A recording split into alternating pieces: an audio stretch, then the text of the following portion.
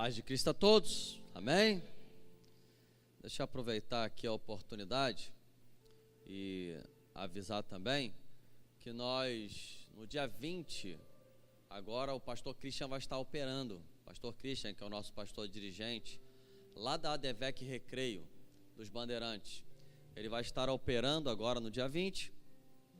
Ele está com, para quem não sabe, ele está com câncer no intestino. Mas nós estamos orando porque eu creio que antes do médico operar, Deus pode operar antes. Eu creio nisso. E nós, toda a ADVEC vai estar orando nesse sentido também. Se você puder se lembrar da esposa do pastor Jair, a esposa do pastor Almir. A esposa do pastor Almir, ela está com câncer também. Está uma situação muito terrível. Ela, inclusive, teve que colocar um aparelho dentro dela. Olha que coisa terrível. Dentro dela. Sabe por quê? Porque morfina não estava mais dando jeito. Vocês fazem a ideia do poder da morfina? A força da morfina para aliviar a dor? A dor é tão terrível que ela está sentindo que teve que colocar um aparelho dentro dela para que ela pudesse ter um pouco de alento. Irmãos, é forte. E nós estamos orando, vamos orar. No final do culto eu quero clamar aqui e orar por essas vidas e orar por você também, tá? No final do culto. Então, pastor Christian, no dia 20 ele vai operar, então do dia 19 para 20, ou seja, na madrugada do dia 20, nós vamos, às 3 horas da manhã, nós vamos orar. Todo mundo está orando junto, pela cura do pastor Christian, para Deus operar na frente dos médicos. E também, se você puder fazer um jejum, né, de meia-noite ao meio-dia, do dia 19 para o dia 20, ou seja, da quarta-feira, de terça para quarta, você puder fazer um jejum, né, será muito bem-vindo. Você tem as 25 questões aí do pastor Silas? Tem? Coloca aí pra gente aí. A número 2, essa semana vai ser da número 2. A número 1 foi a semana passada, né, que a gente falou, para quem você pregou o evangelho este ano? Essa foi a questão número 1. E o pastor Silas, ele fez essas 25 questões. A segunda questão a gente vai falar dessa semana. Alguém já se batizou na igreja ou aceitou a Jesus por minha influência durante a existência da minha vida cristã? Olha quem não fala nem desse ano. Ele fala da vida cristã, desde o dia que você aceitou Jesus, entrou para a igreja. Será que alguém já se batizou por influência tua ou aceitou a Jesus? Para que essas questões? A ADVEC está trazendo essas questões para quê? Porque esse aqui ano de quê? Manifestar a fé. Nós manifestamos a fé dando frutos, ganhando almas para Jesus. Isso daqui tem que arder no nosso coração. Ganhar almas para Jesus tem que arder. Tem que ser algo que tem que arder no nosso coração, né? Levar a pessoa até o batismo. É levar a pessoa até o batismo, o que nós sempre falamos, você discipular alguém. O que é discipular, pastor? Quando alguma pessoa vem aqui à frente, você sai do seu lugar, você viu menino com menino, menina com menina, não é isso? Sempre assim, menino com menino, menina com menina, e sempre naquela faixa etária, se é jovem com jovem, adulto com adulto, adolescente com adolescente, para quê? Para que você possa se sentir útil na casa do Senhor. Isso é importante, né? Você sentir arder no teu coração. Nós estamos na nossa batalha, né? Em abril nós vamos batizar 20 pessoas aqui. Amém? Amém? Quem concorda diz amém? Meu Deus, era para bater palma, era para saltar, sapatear, falar em línguas. Quando a gente fala assim, nós vamos batizar 20, ó pastor, muda esse negócio, vamos batizar 50, tinha que ser assim. Não é para ficar assim, vamos batizar 20, faz não, né? E eu quero atualizar, no domingo eu falei aqui, a menina veio à frente, aceitou Jesus, e eu falei assim, faltam 19, e eu quero atualizar aqui agora em nome de Jesus, faltam 17, já faltam menos, né? Glória a Deus, ainda bem que você glorificou, faltam 17, né? E a gente vai ganhando almas para Jesus, a gente vai firmando com essas pessoas, e esse é o papel da igreja, né? Se nós não ganharmos alma para Jesus, a gente não tem finalidade nenhuma de ser igreja. E essa daqui eu vou, todo culto eu vou falar sobre isso daqui, não tem jeito, né? porque o pastor Silas, ele falou isso daí na reunião, isso daí já estava no meu coração, né? E eu vou fazer isso daí todo culto. Abra sua Bíblia em Salmo de número 119, no verso 11. Salmo de número 119, no verso 11. Eu queria ler todo o Salmo 119, mas vamos ler só o verso 11, para ganharmos tempo. Hã? Se a gente ler o Salmo 119 todinho, acabou a mensagem, meu irmão. Já no final eu preguei a mensagem já. Salmo de número 119, no verso de número 11, diz assim a palavra do Senhor. Todos acharam, amém? Escondi a tua palavra no meu coração, para não pecar contra ti. Esse daqui é um tema de toda a escola bíblica dominical, né? Versículo que você tem decorado. Escondi a tua palavra no meu coração, para não pecar contra ti. Essa palavra todo mundo tem decorado. O mesmo versículo decorado o pessoal tem em João 3,16, né? Porque Deus amou o mundo de tal maneira que deu seu Filho unigênito, para que todo aquele que nele crê não pereça, mas tenha vida eterna. E entre outros versículos que todos têm decorado. Escondi a tua palavra no meu coração para não pecar contra ti. Por que esse versículo é tão significante? Né? Porque esse versículo ele fala da blindagem que a palavra de Deus te dá contra as investidas de Satanás, de tentar fazer você escorregar, de tentar fazer você pecar, de tentar fazer você sair dos santos caminhos do Senhor. A palavra do Senhor no teu coração guardada vai fazer com que você se lembre. Vamos pensar nesse versículo, né? Esse versículo também fala de uma certa forma da memorização da palavra do Senhor, que nem lá em Deuteronômios, já dizia a palavra do Senhor, já dizia o mandamento, que você deveria inculcar a palavra de Deus na mente dos teus filhos, né? Ensinar, o provérbio vai dizer, instrui o menino no caminho em que deve andar, porque quando crescer, ele não se desviará dele, né? Você inculcar a palavra de Deus, você decorar a palavra de Deus, guardar no teu coração. Isso daí de repente já aconteceu comigo, já aconteceu com você também. Certas situações a gente passa na vida, às vezes adversidades, às vezes tribulações, às vezes tentações, que quando você vê, você dá de cara, você se depara, você pensa, não, peraí, a palavra de Deus ela diz desta forma. E quando você se lembra da palavra de Deus, você não falha novamente, você não peca novamente, você não toma uma atitude equivocada diante daquela situação, e Deus ele te dá um grande livramento, um grande escape, uma grande resposta para que você continue vivendo uma vida de vitória, né? Por isso que nós precisamos ler a palavra de Deus, conhecer a palavra de Deus. É por isso que nós estamos tendo este seminário, para que você conheça a palavra de Deus, não somente o Deus da palavra, mas a palavra de Deus. E eu te digo que você só conhece o Deus da palavra através da palavra de Deus, porque tudo que você sabe de Deus hoje é através da palavra de Deus. Tudo que a sociedade conhece sobre Jesus é porque existe a palavra de Deus. Tudo que a sociedade sabe um pouco sobre Deus é porque tem Bíblia, meu irmão. Se não tivesse Bíblia, a nossa sociedade não saberia nada a respeito de Deus, não saberia nada a respeito de Jesus, não teria essa vitória, essa bênção maravilhosa que é o poderoso Evangelho do Senhor Jesus na nossa vida, né? É quando você esconde a palavra de Deus. Por que escondi a tua palavra no meu coração para não pecar contra ti? Porque aqui no texto, na língua original, ele te remete para um tesouro. Quando a pessoa, ela pega um tesouro e ela esconde esse tesouro. Para quê? Para que ninguém roube, para que ninguém possa usufruir daquilo que não é dele, né? É quando você guarda um tesouro.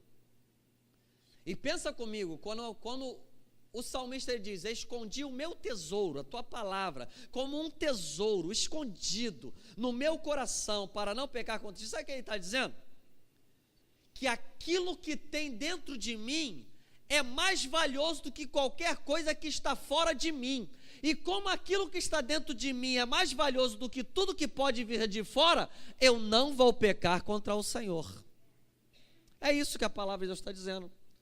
Quando você entende que a palavra de Deus é um tesouro, o melhor tesouro, o maior tesouro, o mais importante tesouro que você guarda no teu coração, meu irmão, pode vir diabo, pode vir capeta, pode vir mulher bonita, pode vir homem bonito, pode vir tentação, pode vir dinheiro, pode vir corrupção, pode vir suborno, pode vir tudo. Sabe o que é que você vai pensar? Maior é o que está em nós do que o que está no mundo. Eu tenho algo muito melhor dentro de mim. Nada que vem de fora pode alegrar mais o meu coração do que aquilo que eu tenho dentro de mim. Eu tenho a palavra de Deus, eu tenho o Espírito Santo de Deus. O que tem dentro de você é um tesouro muito maior. É por isso, escondi a tua palavra no meu coração para não pecar contra ti. Vamos lá para a nossa aula então, diante dessa verdade. Vamos continuar a nossa lição, a palavra de Deus e o seu significado. Lá a letra B, é letra B, tá? Letra B, pode voltar para a letra B. O início da letra B. A palavra de Deus e o seu significado. Isso, né? Aí, exatamente. A palavra de Deus e o seu significado. O que significa a palavra de Deus? Porque quando nós falamos palavra de Deus, né, ela pode ter alguns significados quando nós olhamos para a Bíblia. Não somente o significado de palavra de Deus escrita, mas a palavra de Deus, essa frase, ela vai dizer, em primeiro lugar, a palavra de Deus como pessoa, que é o próprio Jesus Cristo. Jesus, ele é a palavra de Deus. Apocalipse capítulo 19, no verso 13, vai dizer, e estava vestido de vestes tingidas de sangue, e o nome pelo qual ele se chama é a palavra de Deus. Também João capítulo 1, verso 1 vai dizer, no princípio era a palavra, ou era o verbo, e o verbo ou a palavra estava com Deus, e o verbo era Deus, né? Dizendo de Jesus Cristo, e fala claramente que é Jesus, porque no verso 14 diz que vimos o unigênito Filho de Deus, a palavra de Deus viva, né? Então diz que é claramente Jesus Cristo. 1 João capítulo 1, no verso 1, também vai dizer, o que era desde o princípio, e o que ouvimos, e o que vimos com os nossos olhos, o que temos contemplado, e as nossas mãos, elas tocaram a palavra da vida. Jesus, ele é a palavra de Deus. Ou seja, Jesus, portanto, ele toma a posição daquele que faz cumprir a palavra de Deus. Muitos dizem também, alguns teólogos dizem que o haja de Deus, né? O haja de Deus foi o próprio Jesus fazendo cumprir essa palavra de Deus, porque ele é o verbo de Deus. O verbo se fez carne e habitou entre nós.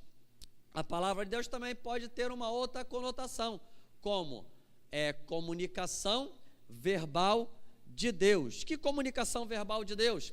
É quando Deus fala, haja luz, e houve luz, né? Não somente as coisas criadas, mas os animais também. Deus, através do seu haja, através do poder da sua palavra, ele criou todas as coisas. Existem alguns atributos na teologia que se chamam atributos comunicáveis e atributos incomunicáveis de Deus. Existem coisas que Deus não comunica ao homem, né? E existem coisas que Deus comunicou ao homem, porque nós somos a imagem e a semelhança de Deus. Isso daí nós vamos ver num outro estudo, né? Porque eu estou já preparando outro estudo para a gente aqui. Então, meu irmão, quando nós falamos que nós somos a imagem e semelhança de Deus, não simplesmente nós somos iguaizinhos a Deus, né? Deus é igualzinho a gente. Você olha para o ser humano, você olha para Deus. Não. Fala que nós somos a imagem e semelhança de Deus nos seus atributos. Atributos que ele comunica ao homem. Nós temos volição, ou seja, vontade. Deus nos deu personalidade. Deus nos comunicou criatividade.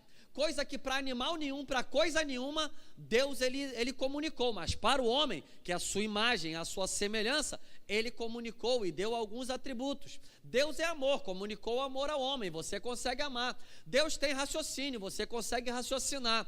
Então você é semelhante a Deus, né? E Deus nos comunicou algo muito interessante, que é o quê? O poder da palavra, né? Deus comunicou o poder da palavra porque você consegue profetizar.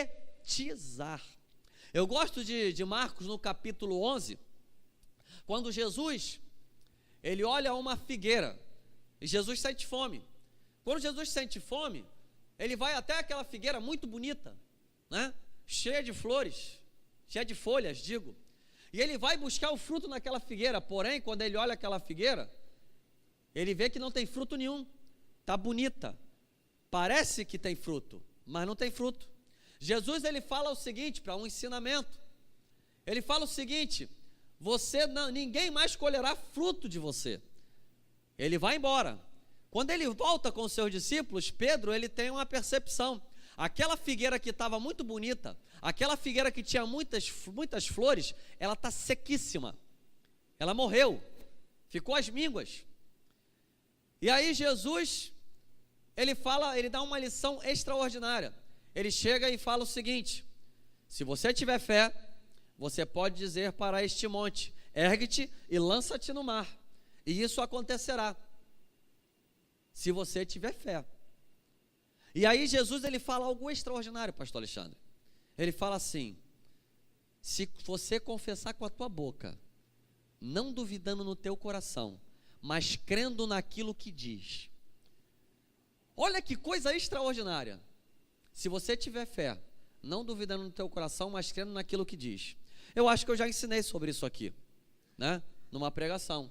Porém, vale a pena nós repetirmos o poder que você tem da tua palavra, do que sai da tua boca, né? Não duvidando no seu coração. Por quê? Porque a mente, se você pensar com a mente, você diz assim: não vai dar certo. O que, pastor Christian, está com câncer no intestino? Não vai dar certo. Vai ter que operar, vai dar problema. Mas quando você não duvida no teu coração, que é a sede do sentimento e da fé, você diz: vai dar certo, tem vitória, eu acredito, eu creio. Essa tua causa, esse teu problema, esse teu sonho, esse teu projeto, de repente a tua mente vai pensar o seguinte: não vai dar certo, meu marido não vai voltar, meu filho não vai voltar, essa coisa não vai acontecer, esse concurso não vai se abrir para mim, essa porta não vai se abrir, não vai acontecer nada, porque a tua mente diz que não. Mas agora o teu coração, o que você crê? Qual é a tua fé? Qual é o teu sentimento? O teu sentimento é a palavra de Deus que diz: tem vitória, tem porta aberta, tem mãos estendidas, Ele vai operar em teu favor. É essa a fé do coração e não a fé da mente. E aí Jesus fala: crendo no seu coração, crendo naquilo que diz. Ou seja, você tem que declarar.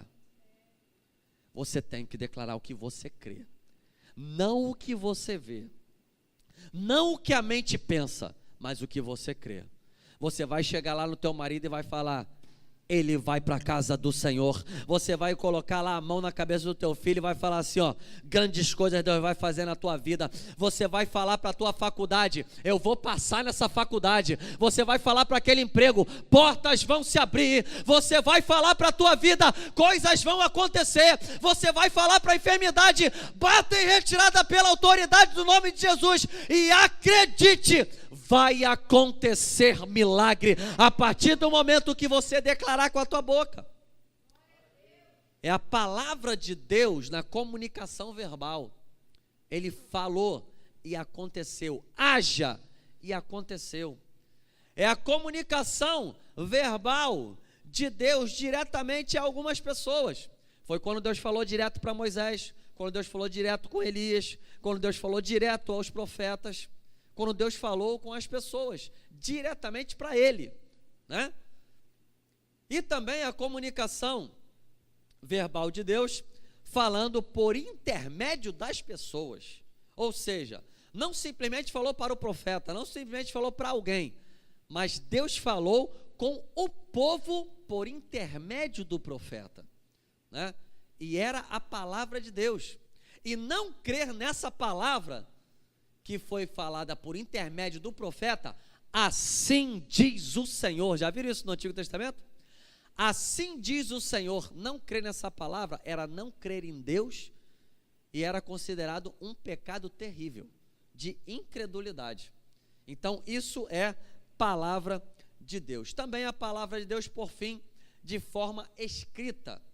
A palavra de Deus de forma escrita é essa daqui que nós temos nas nossas mãos. É a Bíblia Sagrada, a poderosa palavra de Deus. E esse é o objetivo dos nossos estudos, né? Os nossos estudos, eles não vão se ater na palavra de Deus declarada, do decreto de Deus, ou seja, o haja de Deus. O nosso estudo não é através das palavras de Deus que foram faladas através de alguém hoje em dia, porque já foi fechado. Nós vamos falar um pouco sobre cânon das Escrituras. Já foi fechado o cânon das Escrituras. Hoje nós temos a palavra de Deus, é essa palavra de Deus que Jesus fala. Não acrescente nem uma vírgula, nem um tio, nada se acrescente a essa palavra, nada tire dessa palavra. Aquele que fizer isso é considerado maldito. Essa é a palavra de Deus completa, e nós vamos falar da completude da palavra de Deus um pouco mais da frente, né? Que a palavra de Deus, com tudo que você precisa saber sobre Deus, está aqui. Aquilo que não foi revelado, não é para você. Aquilo que é revelado é para você e para a tua geração. Essa é a palavra de Deus suficiente para que você tenha vida plena com Deus. E esse é o objetivo do nosso estudo. Dos significados, então, falados de palavra de Deus, este é o nosso objetivo, a revelação especial de Deus. Existe dois tipos de revelação: a revelação geral e a revelação especial. Qual é a revelação geral? Os céus proclamam a glória de Deus, Salmo de número 19, né? Tudo proclama a glória de Deus, e o firmamento proclama também a sua justiça, não é isso? Tudo proclama a glória de Deus. Romanos capítulo 1 vai dizer que tudo que nós necessitávamos conhecer de Deus foi nos revelado através das coisas criadas, de forma que o homem se torna indesculpáveis. Ou seja, tudo aquilo que foi criado mostram a glória e a existência de Deus. Quando eu olho para você e você olha para mim, nós já vemos que Deus existe, porque não tem como através de uma explosão, não tem como através de situações que ninguém conhece, de atmosfera desconhecida, tudo desconhecido, ter de repente começado de um ser que parecia um primata, um macaco, ter evoluído, e hoje nós conhecemos o homem que nós vemos. Meu irmão, é muito difícil, você tem que ter mais fé do que aqueles que creem na Bíblia, muito mais fé. Você quer uma explosão do nada, aconteceu tudo. Você tem que ter muita fé, né? Tem que ter mais fé. Esses homens aí têm mais fé do que a gente, que não é possível, gente, né? Então, meu irmão, essa é a revelação geral para todos os homens. Ninguém pode chegar diante de Deus um dia e trazer para Deus as suas desculpas. Eu não sabia que existia um Deus, claro que sabia. Era só você olhar as coisas criadas, era você olhar o homem, o sol, as estrelas, tudo que foi criado. Isso daí glorifica e mostra e aponta que existe um Deus. Mas agora existe a revelação especial, que mostra com um pouco mais de detalhes. Não mostra tudo sobre Deus, mas mostra com alguns detalhes sobre o conhecimento que precisamos ter para uma vida abundante de Deus. Isso é presta atenção, um grande mistério da eternidade. O conhecimento de Deus é um grande mistério da eternidade. O nosso Deus, ele é eterno. O nosso Deus, ele é infinito. Já parou para pensar nisso, pastor Alexandre? Nosso Deus é eterno. Nosso Deus é infinito.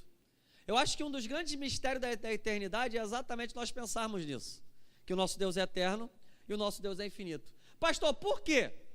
Um dos grandes mistérios da eternidade é que Deus é eterno e Deus é infinito. Porque tem gente que pensa, Diácono Emerson, que vai para a eternidade e ele vai ter um suco celestial, uma rede de manto, e ali vai estar o querubim, abanando as asas para que ele se refresque no céu. e ele vai tomar aquele suquinho, vai ficar o dia inteiro sem fazer nada, né? Meu irmão, me desculpe, se você tem essa ideia, me desculpe, você vai sair daqui decepcionado. Sabe por quê? Em primeiro lugar, Deus nunca chama desocupado. Esse é o primeiro ponto. Jesus, ele fala, o meu pai trabalha até hoje, e eu também. Deus, ele é aquele que sempre trabalha. Deus não é um desocupado. Deus não chama preguiçoso e desocupado. Deus só chama quem quer trabalhar. É por isso que quem não quer fazer nada na igreja, não permanece. Quer fazer nada. Volta e meia você vê, não está mais na igreja. Passa 1 mês, 2 meses fora. Permanece quem? Quem quer trabalhar, quem quer responsabilidade. Você pode ver. Deus, ele fala, Samuel, tem um rei lá em Israel. Tem um rei? Tem um rei em Israel. Samuel meteu a mão no azeite. Vou para Israel. Vou para Judá. Tem um rei em Judá. Eu vou lá. Quando ele chega em Judá, o que acontece? Jessé, na tua casa tem um rei. Deus manda dizer que tem um rei na tua casa. Tem? Tem. Chama os filhos. Está todo mundo aqui. Quem é esse daí? Bonito, alto, forte. Para Deus, aparência não significa nada. Talento não significa nada. Deus está atrás é de caráter. Quando ele chega naquele lugar, ele vê o Eliabe, bonitão, fortão. Eis o rei de Israel. Grande pra caramba, forte, bonito, cheiroso. Devia estar com o perfume da Natura, alguma coisa assim. Sentiu o cheiro de longe, né? Mas Deus, ele repreende Samuel e fala assim, Samuel, não olhe para a aparência, porque o homem olha para a aparência, mas eu, Senhor, olho o coração. Não adianta ter aparência de crente, não adianta ter aparência de santo, não adianta ter aparência de que fala língua estranha, não adianta ter aparência. Deus olha o teu caráter. É por isso que a gente sempre fala que Deus não está tão preocupado com o teu conforto, Ele está preocupado com o teu caráter. É por isso que passamos adversidades, passamos tribulação, porque Deus quer forjar o nosso caráter, para que nós nos tornemos pessoas melhores. Até que passou todos os filhos, 1, 2, 3, 4, 5, 6, ninguém. Meu Deus, falta um, se lembrou, não tem mais filho? Aí ele se lembrou, não, peraí gente, falta um.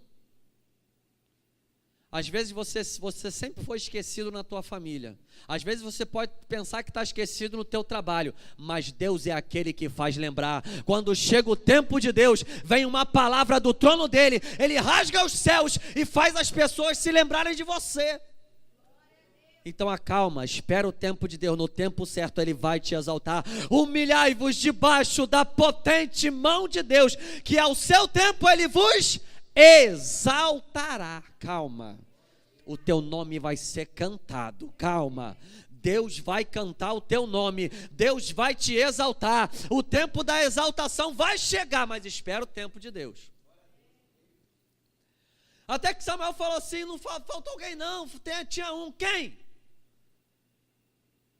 Ele está lá, trabalhando, cuidando das ovelhas. O rei de Israel era aquele que estava trabalhando, e não aqueles que estavam em casa à roda do pai. Deus não chama desocupado, Deus chama pessoas que querem compromisso com o trabalho. É por isso que ele fala, por isso que Jesus fala, a seara é grande, mas os trabalhadores são... Clamai, pois, ao Senhor da seara que mande trabalhador. Então, meu irmão, acredite, a eternidade você vai trabalhar. É trabalho, meu irmão. Que trabalho? Você vai adorar a Deus. Que trabalho, meu irmão? Não sei, você vai trabalhar lá. Você vai fazer alguma coisa. Porque quando Jesus ele fala que lá no céu nós vamos reinar com Cristo, a eternidade nós vamos reinar, meu irmão, no reino tem muita coisa para fazer. Muita coisa para fazer. Como é que vai ser isso, pastor? Ainda não sei. Quando Deus me revelar, eu te falo. mas por enquanto eu só sei que tem trabalho para mim, tem trabalho para você, tem coisa para fazer. E qual o grande mistério da eternidade? Esse aqui é um mistério. Irmão, vou dizer uma coisa, eu não vou dizer que eu estou criando uma teologia não, mas eu já li muito livro, e nunca vi nenhum livro falando sobre isso. Isso é um mistério mesmo, isso daqui é um mistério, eu vou revelar para você. Porque de repente você já ouviu falar aqui, mas na eternidade, como Deus é infinito e Deus é eterno, na eternidade nós vamos conhecer a Deus, amém? Vamos conhecer a Deus. Só que você vai conhecer tudo de Deus? Não vai. Ele é infinito, Ele é eterno. Hoje você vai conhecer, aí você vai conhecer, você vai entender a palavra de Oséias. Conheçamos e prossigamos em conhecer o nosso Deus. Na eternidade você vai conhecer e prosseguir em conhecer o teu Deus. No primeiro dia você vai conhecer um pouco, no outro dia você vai conhecer mais, no outro dia você vai conhecer mais. Sabe o que vai acontecer? Você vai se alegrar, vai entrar um gozo, vai entrar uma alegria, vai entrar um poder, vai entrar uma unção. Eu quero conhecer mais, eu quero conhecer mais, eu quero conhecer mais, eu quero conhecer mais. Mas não acaba, meu irmão, é gozo eterno, é de glória em glória, é gozo eterno, é gozo eterno. Você vai conhecer mais e mais e mais e mais e mais. Você vai passar a eternidade toda conhecendo ao Senhor e não vai chegar ao fim. Você faz ideia do gozo que é a eternidade? É forte esse negócio. Você nunca vai chegar no final, cara. Cada dia Deus vai se surpreender com uma nova glória, com uma nova unção, com um novo poder, com uma nova revelação, né? Essa é uma das grandes, das ideias extraordinárias da eternidade. A palavra de Deus, ela nos revela tudo isso. A palavra de Deus é a revelação especial de Deus. Essa revelação. A revelação, por isso que eu estou te falando isso tudo, não de pessoas, não de profetas, porque está fechada. É a Bíblia Sagrada, a revelação especial, escrita e ordenada a estudar. A própria Bíblia vai dizer que você precisa estudá-la, né? Só você ver Salmo de número 1, bem-aventurado o varão, que não anda segundo o conselho dos ímpios, nem se detém no caminho dos pecadores, nem se assenta na roda dos escarnecedores. Antes tem o seu prazer na lei do Senhor, e na sua lei medita de dia e de noite. Pois será como árvore plantada junto a ribeiro de águas, cujo fruto dá na estação certa, e cujas folhas não caem, e tudo quanto fizer, prosperará. Quer prosperidade da parte do Senhor? Você quer prosperidade da parte do Senhor? Ah, meu irmão, então palavra de Deus na tua vida. É a palavra de Deus que vai te instruir no caminho da prosperidade, no caminho da bênção. Como é que é esse negócio, pastor? Que a palavra de Deus me instrui no caminho da prosperidade e da bênção. Meu irmão, sabe quem descobriu isso? Um tal de Max Weber, um camarada que não é crente. Ele fez um estudo chamado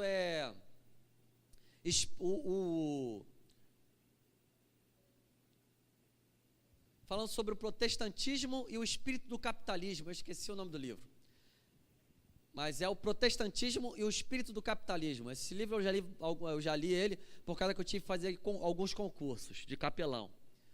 Meu irmão, ele descobriu, sabe o quê?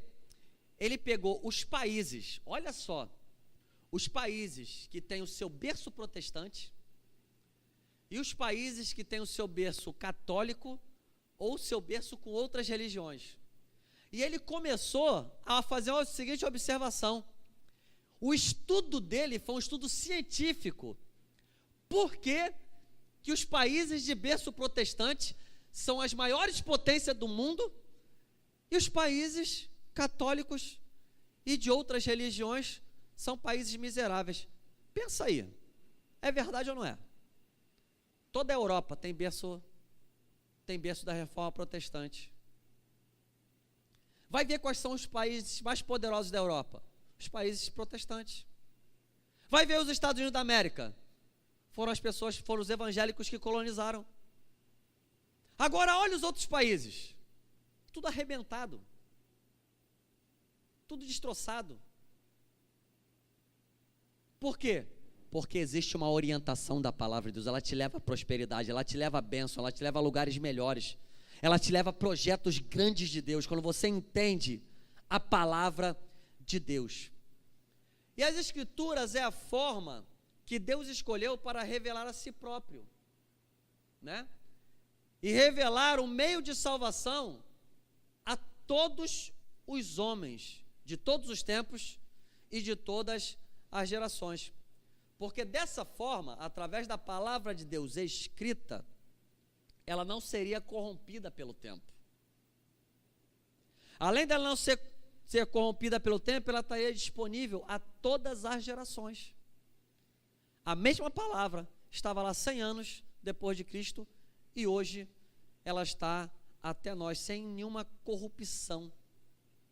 Uma revelação que é aplicável a todos os seres humanos. Agora eu quero falar uma coisa com os irmãos, que é a curiosidade que eu tinha falado da semana passada. Por que a Bíblia precisa ser escrita? Né? Porque as pessoas aí no mundo, elas falam o seguinte pra gente: a Bíblia foi escrita por homens. É verdade ou não é? É verdade. Foi escrito por homens mesmo? Foi. Foi escrita por homens. Mas por que ela teve que ser escrita? Porque olha só, revelação é extraordinário, mas revelação nunca vai ser doutrina. Nunca. Existem coisas que Deus trata com você, através da sua experiência com Deus, que não se aplica a outra pessoa.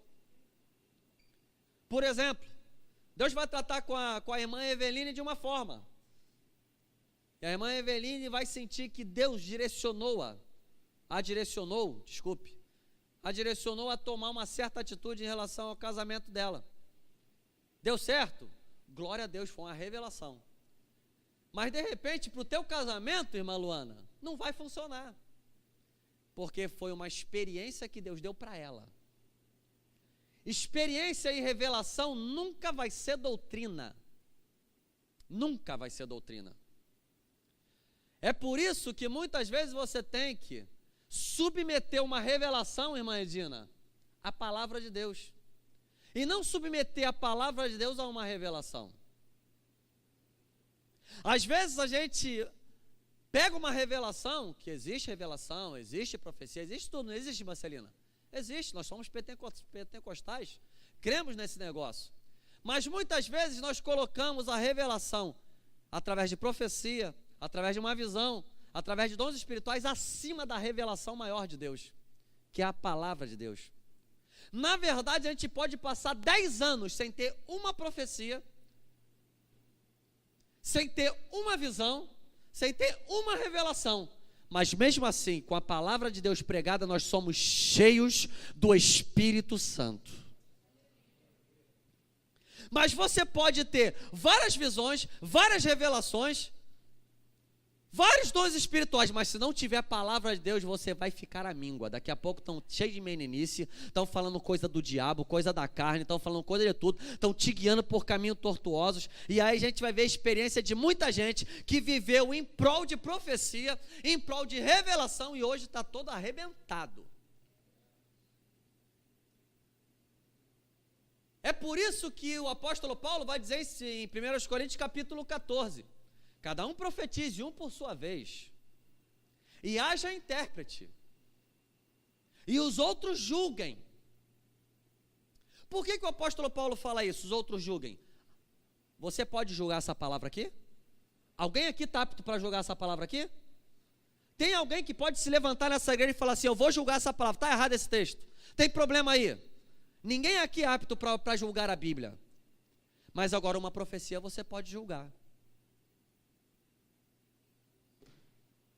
porque a profecia não é inspirada por Deus, mas a palavra de Deus é inspirada por Deus. Nós vamos voltar nesse tema, quando nós falarmos sobre inspiração das Escrituras. Mas preste atenção, por que tinha que ser escrito? Quando alguém te perguntar assim: meu amigo, a Bíblia foi escrita por homens. A Bíblia foi escrita por homens, então não vou acreditar na Bíblia, porque ela foi escrita por homens. Aí você vai falar para ele assim: eu vou te dizer por que a Bíblia foi escrita por homens. Sabe por quê? Meu amigo, a Bíblia tinha que ser escrita por homens. Porque a Bíblia, a palavra de Deus, é linguagem humana. Se Deus não se revelasse na linguagem humana, da forma humana de falar, ninguém entenderia Deus. É a mesma coisa de você ensinar computação, né? Está ali o Michel ali. Não, Michel? Mesma coisa de você ensinar computação, Michel, para uma formiga. Dá para fazer isso? Não dá. Você não consegue ensinar para um cachorro. Você consegue ensinar para um cachorro, deita, levanta, late, finge de morto. Mas você não consegue ensinar para um cachorro como ele vai fazer uma fórmula matemática. Mesmo que seja 1 mais 1 é igual a 2. Não vai dar. Não vai dar certo. A mais ínfima fórmula matemática, ele não vai saber fazer. Não tem raciocínio. É a mesma coisa de você ensinar. Se Deus viesse com toda a sua revelação de todo o seu ser para o homem, na linguagem dele nós não entenderíamos nada. Então tem que passar pelo homem. E por que ela tem que ser escrita? Vamos lá. Tem aí? Passa aí. Deixa eu ver se eu escrevi. Não escrevi não. Escrevi, acho que eu escrevi. Passa. Isso aí, ó. Vantagem da transmissão escrita. Por que ela tinha que ser escrita, irmã Ivna? Primeiro, para a preservação das palavras. Se a palavra de Deus não fosse escrita, não tinha como passar para as outras gerações. Porque você necessitar da tradição oral, meu irmão, não vai dar certo, não é o método confiável. Quer dizer que Deus ia te revelar, quer dizer que Deus ia revelar o seu ser para uma pessoa, e essa pessoa ia passar para outra. Não ia dar certo. Já viu? Quem já brincou de telefone sem fio? Eu chego para você e falo assim, irmã Lorena, vou te passar a mensagem. Deus faz grandes coisas através de você, e através de você, grandes coisas vão acontecer. Ela passa para Everine, Deus faz grandes coisas e vai acontecer alguma coisa. Quando passa para outra, alguma coisa vai acontecer quando Deus faz. Daí quando chegar lá no final, Deus está fazendo e vai acontecer e é pronto, ponto final. Daqui a pouco está tudo enrolado, meu irmão. Ninguém ia conseguir se não fosse escrito, pastor Alexandre. A tradição oral. Hoje você não ia saber nada, tudo que você ia saber sobre Deus ia estar totalmente equivocado. Ia ser uma confusão, ia ser uma Babel indecifrável. Número 2, oportunidade de exame. Eu acho que não precisa nem te explicar muito, né? Permite você estudar com cuidado e você discutir sobre o que está escrito, levando ao melhor entendimento e uma obediência mais completa. Ninguém vai te enganar, ninguém vai te enrolar. Você pode fazer o exame. Eu vou te mandar um versículo bíblico aqui, eu vou te dar uma interpretação, que quem é o intérprete é quem? O Espírito Santo. Então eu trago uma interpretação que eu digo que foi o Espírito Santo que me deu, você vai para a Bíblia, tem como examinar. Se Deus não tivesse a grande sabedoria, o fato de ser escrito é por causa da grande sabedoria de Deus. Se não tivesse escrito, o que você ia fazer, irmã Lorena? Ia ser engolir tudo. É por isso que os reformadores, uma das grandes atitudes dos reformadores foi o quê? Traduzir a Bíblia para a sua própria língua, para que todos fizessem o exame, oportunidade de exame. E em terceiro lugar, acessível a mais pessoas. É acessível a mais pessoas do que quando preservada meramente por memória. É claro. E uma repetição meramente oral. Você pode examinar a qualquer momento, por qualquer pessoa. E o acesso à palavra de Deus não se limita àqueles que memorizam ou podem estar presentes quando elas foram recitadas. Já pensou?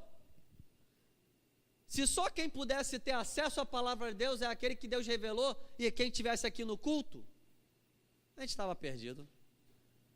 A palavra de Deus ia ser perdida, ia ficar fragmentada. Tem uma revelação, irmão, palavra de Deus é essa, pum. No telefone sem fio você não ia conseguir passar. E só você ia ter essa revelação, só quando eu estivesse presente. Já pensou se eu fosse o oráculo de Deus? Só onde eu estivesse presente é que a palavra era pregada. Se eu fosse o oráculo de Deus, mas não. Você pode pegar a Bíblia Sagrada como ela é escrita, todo o mundo, todos os países no mundo podem ler a mesma palavra de Deus, podem ser salvos por Jesus, lavados pelo seu sangue, receber vitória, receber bênção, receber promessa, tem mãos estendidas, porque a poderosa palavra de Deus é pregada em todas as partes do mundo. Porque a palavra de Deus foi escrita por homens? Por causa da grande e poderosa sabedoria de Deus. Porque Deus sabia que tinha que passar pelo homem, para que entendamos a linguagem, para que possamos preservar a palavra, podemos ter oportunidade de examinar e ser acessível não a uma, 2 ou 3 pessoas, mas acessível a diversas pessoas.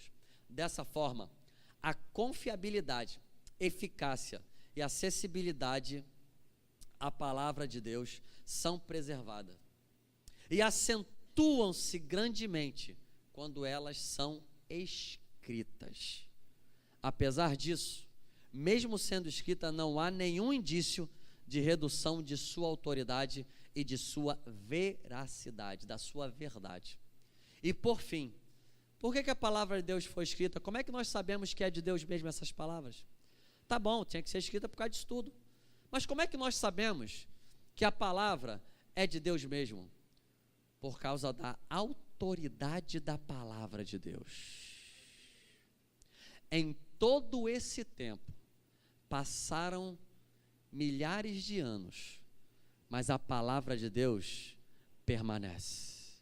Os céus e a terra podem passar, mas a minha palavra permanece para sempre. Como é que sabemos que é a palavra de Deus? Porque vidas são transformadas. Como é que podemos saber que é a palavra de Deus? Porque aquilo que a palavra de Deus diz que acontece, acontece na vida daquele que crê. Como é que nós podemos saber que é a palavra de Deus? Porque a palavra de Deus foi escrita por séculos e mesmo assim ela não perdeu a sua eficácia. A medicina de 300 anos atrás não é a mesma medicina de hoje. A psicologia de 500 anos atrás não é a mesma psicologia de hoje. A história que diziam há 500 anos atrás não é a mesma história que os historiadores dizem hoje. Toda a humanidade, todo o processo humano há 500 anos, há 1000 anos atrás não é a mesma coisa hoje, mas a palavra de Deus permanece intacta, com a mesma eficácia, com o mesmo poder de transformação, transformando vidas, ajudando pessoas, levantando casamentos, restaurando pessoas, restaurando vidas, restaurando famílias. A mesma eficácia, a mesma verdade continua a mesma. Ela é a poderosa palavra de Deus. Você pode dizer um glória a Deus? Vamos ficar de pé. Semana que vem nós vamos falar sobre a inspiração das Escrituras. E aí vamos aprofundar sobre essa questão. A palavra de Deus, ela é inspirada por Deus. Ela é inspirada por Deus.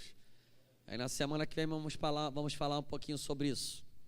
Sobre a inspiração da palavra de Deus. Irmão, inflama o povo para vir aqui para o nosso curso, né?